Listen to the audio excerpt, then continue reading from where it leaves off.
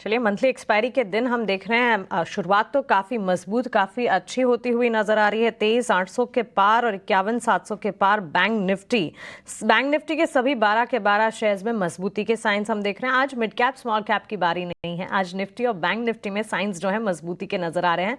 Mid cap small cap में हल्के फुल्के गेंस के साथ ही इस वक्त शुरुआत देखने को मिली है। बैंकिंग, पीएसयू बैंक हो चाहे प्राइवेट बैंक प्लेयर्स हो, इस खेमे में अच्छा खासा एक्शन आप देख पाएंगे। इसके अलावा कंजम्पशन थीम पर भी बिल्कुल नजर रखिएगा, क्योंकि लास्ट 2-3 सेशन से हम देख रहे हैं कि स्लो एंड स्टेडीली लेकिन एफएमसीजी स्पेस भी है वो मोमेंटम पिक करने की कोशिश कर रहा है। आइए ओपनिंग ट्रेड्स हमारे एक्सपर्ट से जान लेते हैं, बाजार की इस शुरुआत को कैसे देख रहे हैं वो। किरण, शुरुआत आपसे करेंगे। बताइए, शुरुआत होते ही कौन से स्टॉक्स हैं आपके रेडार पर और किस तरह से देख रहे हैं मार्केट की इस ओपनिंग को आप? सो ओवरऑल अगर बैंक निफ्टी की बात करें तो जैसे हमने मॉर्निंग में कहा था कि 51,600 कहीं ना कहीं एक स्ट्रॉन्ग कैंडिडेट है कि मार्केट उसको रिटेस्ट करेगा। आप देखिए कि शुरुआत में ही मार्केट ने उसको रिटेस्ट करके सस्टेन कर रहा है। अब कहीं ना कहीं 51,600 51,700 के बीच में 100 डेज मूविंग एवरेज भी है। तो अगर फर्स्ट हाफ यहाँ पे टिक जाती है बैंक निफ्टी, तो there are very good chances कि हम सेकंड हाफ तक इसको 52,000 तक भी देख सकते हैं। काफी अग्रेसिव बात हम कर रहे हैं, लेकिन ओवरऑल काफी स्ट्रॉन्ग मोमेंटम हमें बैंक निफ्टी में देखने को मिल रहा है and it can be led by private banks like HDFC and Kotak bank. But साथ ही साथ आप देखोगे तो फार्मा के अंदर भी काफी एक स्ट्रॉन्ग पैटर्न बना हुआ है। तो फार्मा के अंदर we would like to suggest Sun Pharma. आप देखोगे तो पिछले 10 दिन से सन फार्मा कंटिन्यूसली 1820 के आसपास रेजिस्टेंस फेस कर रहा है। तो आज जिस तरह का चार्ट पैटर्न है, डेफिनेटली यहाँ पे एक बार आप ध्यान दे सकते हो। 1820 के ऊपर अगर ये स्टॉक सस्टेन हो जाता है तो 1850 1860 तक की एक शॉर्ट कवरिंग रैली आप देखने को मिल सकती है। सो सन फार्मा लॉन्ग कर सकते हैं करंट मार्केट प्राइस से। एक जो स्ट्रिक्ट स्टॉप लॉस हमें रखना है वो 1800 का रखना है, और ऊपर में 1850 तक के टारगेट आप देख सकते हैं। तो Sun Pharma looks very promising at current market price. चलिए, तो बिल्कुल शुरुआत मजबूत है, लेकिन ऐसे में डिफेंसिव्स को नहीं भूलना है, क्योंकि ट्रेंड तो मार्केट का अभी वॉलेटाइल है और इसी के चलते सन फार्मा, ये राय किरण की। किरण, क्या टारगेट मानकर चल रहे हैं सन फार्मा में आप? 1850 प्लस के टारगेट आप एक्सपेक्ट कर सकते हैं 1 से 2 दिन में। ओके, 1 से 2 दिनों के लिए 1850 तक के टारगेट्स में है। 2 ट्रेडिंग सेशंस में नजर आ सकते हैं। निफ्टी नेक्स्ट कैटेगरी को भी अगर देखेंगे, आरईसी पीएफसी के चार्ट्स पर भी एक नजर होनी चाहिए। मजबूती के साथ शुरुआत यहां पर होती हुई देखने को मिली है। फाइनेंस से जुड़े काउंटर्स पर भी नजर रखें।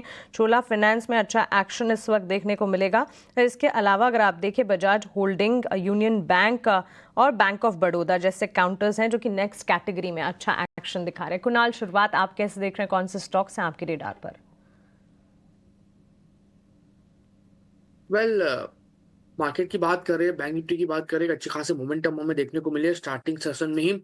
आप देखें तो जो लास्ट ट्रेडिंग सेशन है जहां पे हमें कोई मोमेंटम देखने को नहीं मिली थी, लेकिन आज के टाइम पे वो जो साइडवेज का ब्रेकआउट था वो भी आज हमें स्टार्टिंग में सेशन में देखने को मिल चुका है। कहीं ना कहीं बैंक निफ्टी लीड कर रहा है, तो मैं कोटक बैंक पे ही फोकस करूंगा। कोटक बैंक यहाँ पे खरीदारी करके चलने की सलाह रहेगी। फिलहाल कोटक बैंक जो अभी ट्रेड कर रहा है 1767 के अराउंड ट्रेड कर रहा है, खरीदारी करके चलने की सलाह है 1740 के एसएल के साथ।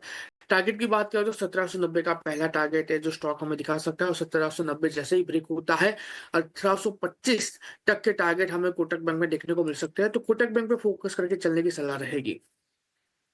बैंक में खरीदारी के मौके फोकस यहां पर बनाकर रखें। आधे से 1% की तेजी, 1766 के लेवल्स, यहां से तेजी जो है वो बढ़ती नजर आ सकती है। सेक्टर स्पेसिफिक बाजार की चाल अगर देखेंगे, फार्मा और रियल्टी आज बैक सीट पर बैठे हैं। यहां पर हम देख रहे हैं हल्का फुल्का एक्शन या ना के बराबर एक्शन नजर आएगा, लेकिन इसके अलावा हर सेक्टर, हर पॉकेट, हर सेगमेंट में मजबूती। शुरुआत बैंक्स फाइनेंशियल से, उसके ठीक साथ ऑटो और ऑटो एंसलरी पर भी नजर होनी चाहिए। मजबूती वहां पर भी है। एनर्जी, मेटल और एफएमसीजी पैक में भी अच्छा खासा एक्शन इस वक्त शुरुआती तेजी के साथ देखने को मिला है। मयूरेश, बाजार की शुरुआत में कोई सेक्टर, कोई प्लेयर्स प्रॉमिसिंग आपको नजर आते हैं? तो अगर मानसी ये तिमाही के नतीजे के हिसाब से देखना है तो मुझे लगता है एग्रोकेमिकल एज अ स्पेस उस पर डेफिनेटली ध्यान देना चाहिए। I spoken it at nausea. I think जो बारिश रहे हैं वो ठीक ठाक रहे, रिजर्वोयर लेवल्स ठीक ही हैं, यानी जो समर क्रॉप था, kharif crop has been good, rabi crop का हार्वेस्ट अच्छा रहा है। Agrochemical prices are looking decent, input cost stabilise हो चुके हैं। कुछ चुनिंदा डोमेस्टिक घरेलू आई थिंक जो एग्रोकेमिकल प्लेयर्स हैं, एग्रोकेमिकल स्पेस है, ये शायद इंटरेस्टिंगली पॉइज्ड है। एंड बीएफएसआई सिलेक्टिवली मुझे लगता है आई थिंक जो पिछले तिमाही में नतीजे आए थे ये काफी शानदार थे, better than what the street was probably expecting. For the first time the last few months आपने देखा है कि जो डिपॉजिट ग्रोथ है आउटपेस कर रही है क्रेडिट ग्रोथ को।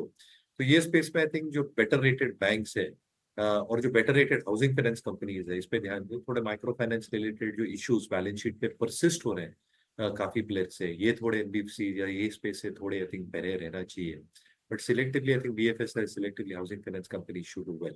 So I think these two spaces, agrochemicals and BFSI, जहाँ पे लीडरशिप स्टॉक्स की अर्निंग अच्छी रह सकती है, आई थिंक ये दोनों स्पेसेस पे डेफिनेटली ध्यान देना चाहिए।